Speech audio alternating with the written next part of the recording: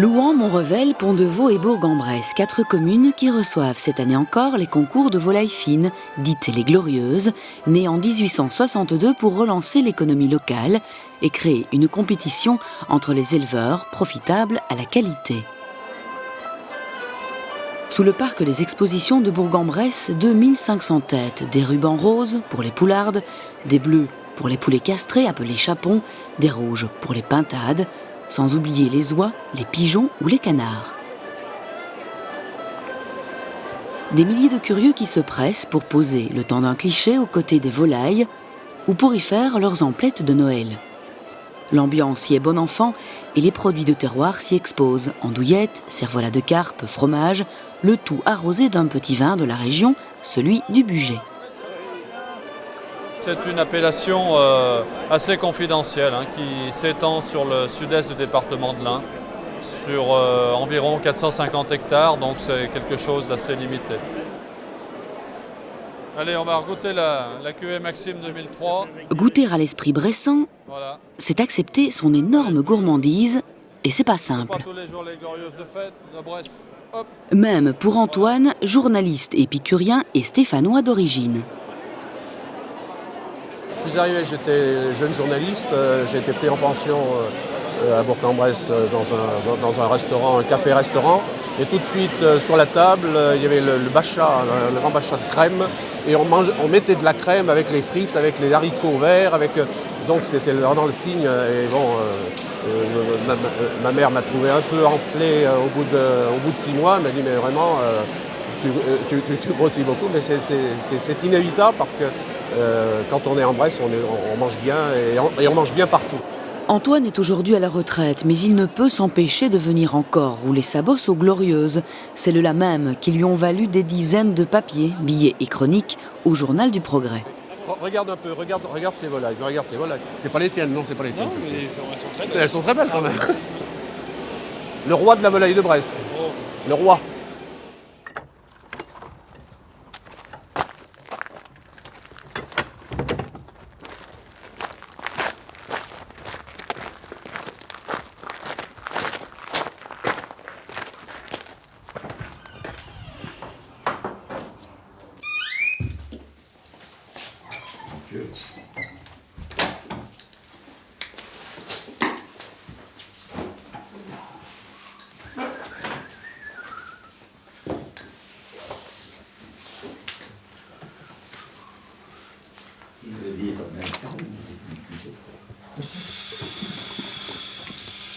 La famille Sibelle, une famille d'éleveurs vouée tout entière à ses chapons et ses poulardes. Comme chaque année, en décembre depuis des générations, elle passe de longues heures à plumer, laver, puis envelopper avec minutie leurs volailles pour les concours. L'appellation d'origine contrôlée impose un élevage dans les règles pour cette race pure, mise au monde par un accouveur, puis vendue à un éleveur, qui laissera au volailler le soin d'abattre l'animal à la peau fragile. Ces volaillers se chargeront ensuite de sa commercialisation. Mais pour les Glorieuses, c'est l'éleveur lui-même qui part la volaille de Bresse de ses plus beaux atours.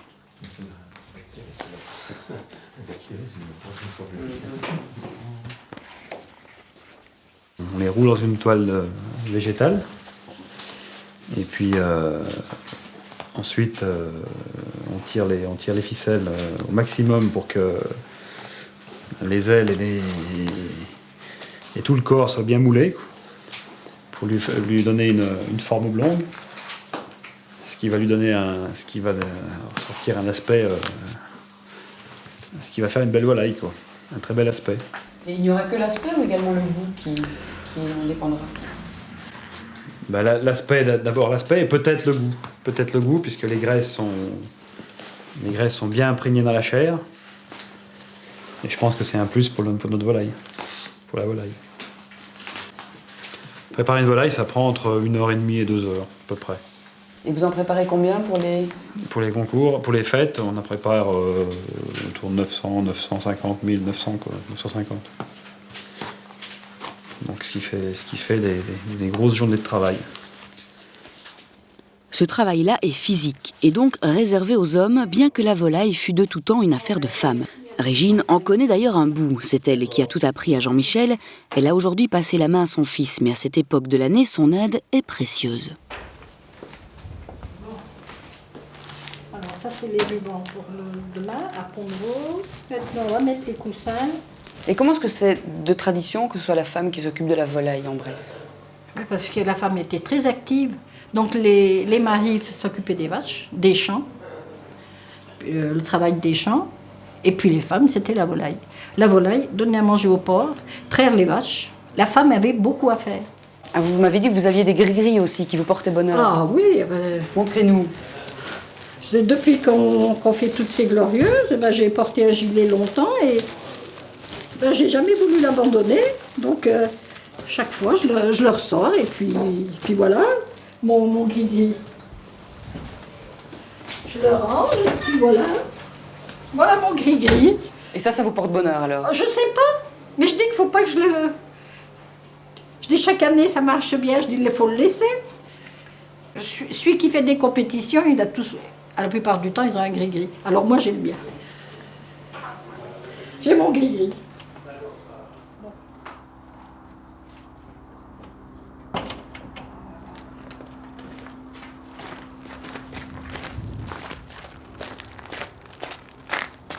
Si le fils gagne aujourd'hui tous les prix, la mère a avant lui contribué à remplir la caverne d'Ali Baba familiale. Fière des résultats engrangés sur 4 générations, Régine ouvre souvent aux visiteurs sa chambre aux souvenirs.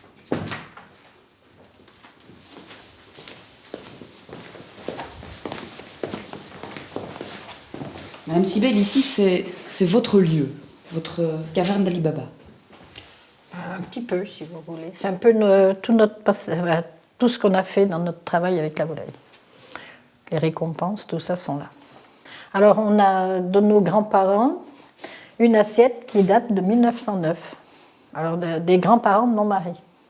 Et moi, j'ai de mes parents des plaques, tout en haut là-bas, et puis une coupe. Vous êtes fière qu'on voyait tout ça? On peut dire un petit peu, mais pas... Je dis, on fait du bon travail, c'est tout. Il ne faut pas rester toujours satisfait non plus.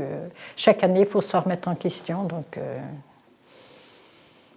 dis bien, il ne faut pas rester sur quelque chose qui est beau, il faut penser à l'avenir.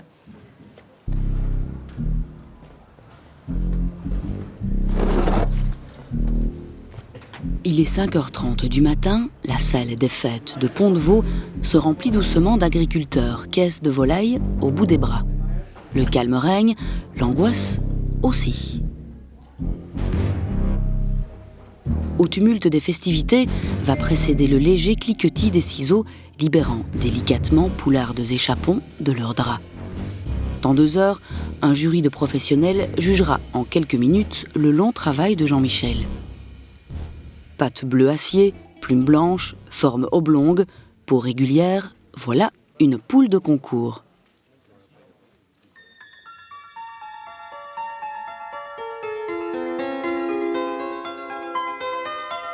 Le plus difficile lors de ces concours est de décrocher un prix sur un lot de 2 ou de 4 poulardes ou chapons qui se doivent d'être totalement identiques.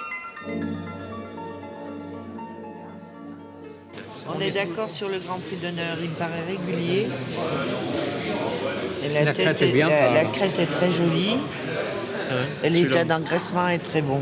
Ça, c'est quand même autre chose. Ah oui, ça c'est bon. Mais là, il y a un autre poularde. Dans les poulardes, on a eu beaucoup de mal à les trier. Hein. Et les dés vont être pipés. Alors, il va y avoir discordance au niveau des éleveurs, il va y avoir discordance au niveau des consommateurs. Moi, je prends les paris parce que ça va vraiment vous dire, Morvel, vous en avez bouffé des volailles.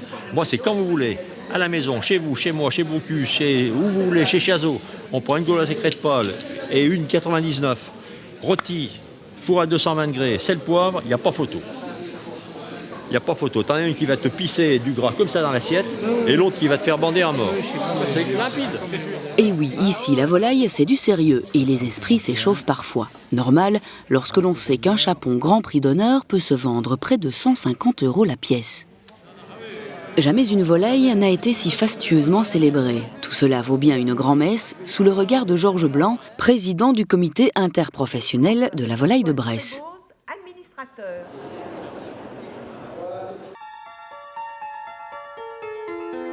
À l'instar de Georges Blanc, la région de l'Ain, et plus précisément le pays bressant, a décidé de prendre soin des témoins de son passé. Dans les campagnes, l'architecture patrimoniale trouve son apogée dans la ferme traditionnelle.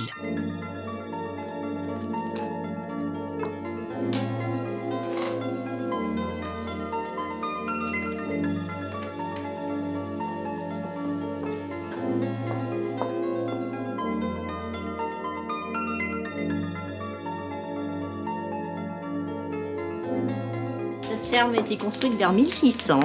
Donc c'est une ferme authentique avec une cheminée sarrasine ou un foyer chauffant au large. Donc les gens vivaient essentiellement dans la cheminée autour du feu. Donc c'était des fermes qui étaient encore très nombreuses au XVIIIe siècle, puisqu'il y en avait plus d'1 millier. Et de nos jours, il nous en reste 29 qui sont authentiques, qui fonctionnent à l'authentique. Il n'y a que celle-ci. Mais une quinzaine sont habitées et les gens ont fermé toutes ces grandes hottes pour plus de commodité. À l'extérieur, il y avait toujours le maïs qui était suspendu sous le grand avant-toit, qui était là pour protéger tous les murs de ces maisons qui étaient en torchis et qui, s'ils étaient mouillés, eh bien, se désagrégeaient. Et donc ce maïs qui leur servait à nourrir leurs volailles de Bresse, à nourrir tous leurs animaux, hein, les vaches, les cochons. Ils faisaient de la farine. Ils faisaient également les gaudes, qui était cette farine de maïs grillé, qui leur faisait cette bouillie très importante pour eux, parce qu'ils n'avaient pas beaucoup d'argent, il fallait se débrouiller par eux-mêmes.